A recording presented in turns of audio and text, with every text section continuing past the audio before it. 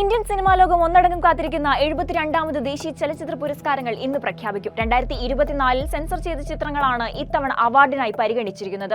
സംവിധായകൻ ജയരാജ് അധ്യക്ഷനായ 11-അംഗ ജൂറിയുടെ വിലയിരുത്തലുകൾ വ്യാഴാഴ്ചയോടെ പൂർത്തിയായി കഴിഞ്ഞു. ഇത്തവണ മലയാള സിനിമയ്ക്ക് വൻ പുരസ്കാര കൊയ്ത്തുണ്ടാകുമെന്നാണ് സിനിമാ പ്രേമികളുടെ പ്രതീക്ഷ. കേരളത്തിൽ നിന്ന് ജൂറിക്ക് മുന്നിലെത്തിയ ചിത്രങ്ങളിൽ വലിയ പ്രതീക്ഷ നൽകുന്ന 3 ചിത്രങ്ങളാണ് ഉള്ളത്.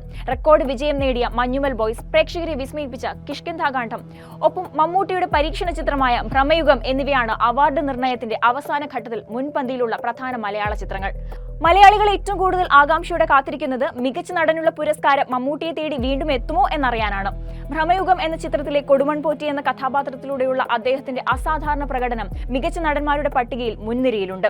ഇതിനോടകം 3 തവണ മികച്ച നടനുള്ള ദേശീയ പുരസ്കാരം നേടിയ മമ്മൂട്ടി ദേശീയ അവാർഡിന്റെ അവസാന റൗണ്ടിൽ ഏറ്റവും കൂടുതൽ തവണ എത്തിയ നടൻ എന്ന റെക്കോർഡും സ്വന്തമാക്കിയിട്ടുണ്ട്. അതുകൊണ്ട് തന്നെ ഈ 4ാം അംഗത്തിൽ രാജ്യം അദ്ദേഹത്തെ വീണ്ടും ആദരിക്കുമോ എന്നതാണ് ആരാധകർ ഉറ്റുനോക്കുന്നത്.